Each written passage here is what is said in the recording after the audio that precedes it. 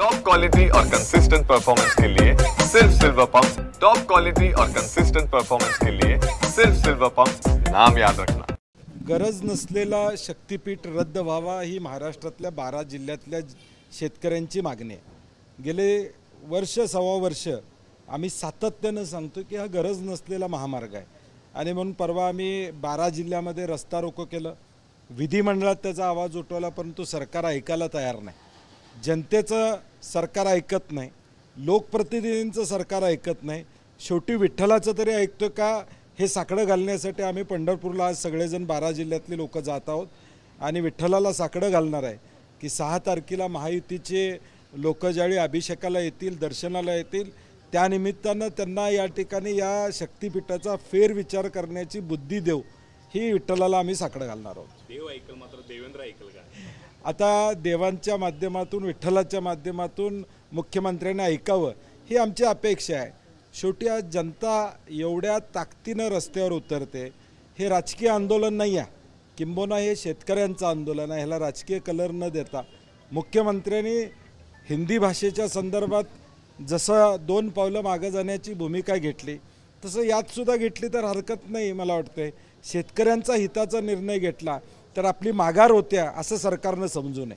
चांगला निर्णय घेताना कधी मागं यावं लागतं, तर ते मागं येण्याचं काम महायुती सरकारनं आणि मुख्यमंत्र्यांनी करावं अशी आमची अपेक्षा असते। या सगळ्या महामार्गाला कोल्हापुरातूनच विरोध आहे असं सांगितलं जात होतं, मात्र ज्या पद्धतीनं रस्ता रोको 12ही जिल्ह्यामध्ये झाला, त्यानंतर गुन्हे दाखल केले गेलेले आहेत। कोल्हापूरच्या अनेक ठिकाणी हे गुन्हे दाखल केले गेले, कसं बघता एकूणच ज्या पद्धतीने आता कारवाई सिंधुदुर्ग बसून अगदी वर्ध्यापर्यंत, यवतमाळपर्यंत, परभणी असू दे, धाराशिव असू दे, सोलापूर असू दे, सांगली असू दे, या सगळ्या जिल्ह्यांमध्ये रस्ता रोको झाला। अगदी सिंधुदुर्ग बसून देखील हा रस्ता रोको त्या ठिकाणी झालेला आणि म्हणून शेतकऱ्यांचा विरोध आहे। आत्ता तरी डोळे उघडावेत सरकारनं, आत्ता तरी अट्टहास का करावा? आधीच सरकार कर्जाच्या खाईत आहे। 50,000च्या वर पुरवण्या मागण्या या ठिकाणी गेलेल्या आहेत। 1 लाखाच्या पुढं आता म्हणजे बजेटरी तरतूद नसताना 1 लाखाच्या पुढची योजना सरकारनं त्या ठिकाणी जाहीर केलेल्या आहेत आणि म्हणून हा महाराष्ट्राला आर्थिकदृष्ट्या खाईत नेणारा, दिवाळखोरीकडे नेणारा हा शक्तीपीठ नको अशी आमची भूमिका आहे। खरं तर विठ्ठल आहे तो शेतकऱ्यांनी दिलेल्या अर्थात, मनापासून दिलेल्या अर्थात ऐकतो। यावेळी शेतकरी जात आहेत, काय वाटते पांडुरंग ही अर्थाक आखेल? नाही, 100% आता शेवटचाच पर्याय आमचा।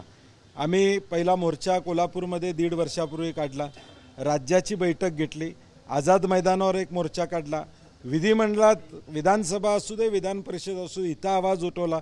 म्हणजे लोकशाहीतली जी शस्त्र आहेत ती सगळे आम्ही वापरलेली आहेत, परंतु दडपशाही, हुकुमशाही पद्धतीनं मी करणारच अशी भूमिका सरकारची प्रामुख्यानं दिसते आणि म्हणून किमान विठ्ठलाचं तरी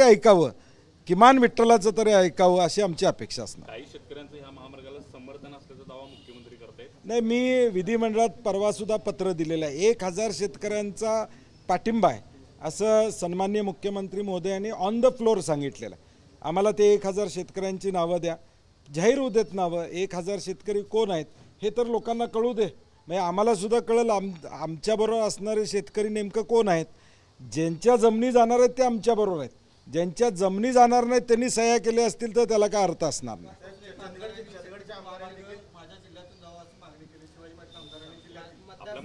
नाही, मला वाटतं त्यांचा याबाबतला अभ्यास कदाचित कमी असणार आहे आणि म्हणून त्यांनी हे वक्तव्य केलं असेल।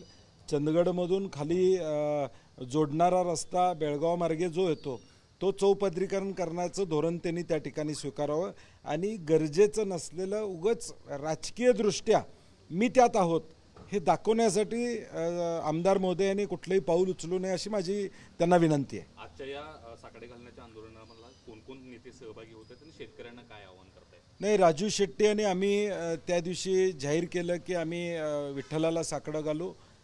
खासदार प्रणिती शिंदे तिथे येतील, कैलास पाटील सुद्धा कदाचित आज अधिवेशन असलं तरी येण्याची शक्यता आहे आणि म्हणून जे शेतकरी आहेत ते तर येणारच आहेत। आमची सर्वपक्षीय राजकीय पुढाऱ्यांना विनंती आहे, ज्यांनी भूमिका पूर्वी घेतली होती, म्हणजे भाजपचे असतील, शिंदे गटाचे असतील किंवा राष्ट्रवादी अजितदादांचे असतील, या आमदारांनी सुद्धा पत्र दिलेत, भूमिका घेतलेल्या, कृपा करून त्यांनी विठ्ठलाजवळ यावं अशी आमची अपेक्षा असते। पावसाळी आता नेगोशिएशन सुरू आहे.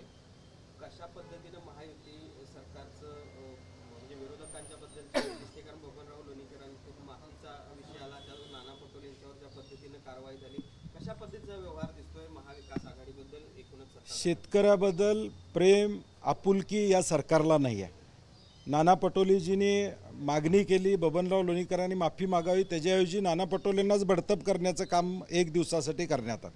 म्हणजे शेतकऱ्याचा जो आवाज उठवेल त्याला बोलायला मिळणार नाही, त्याच्यावर कारवाई होईल, हा मेसेज महायुतीनं महाराष्ट्रामध्ये दिलेला आहे.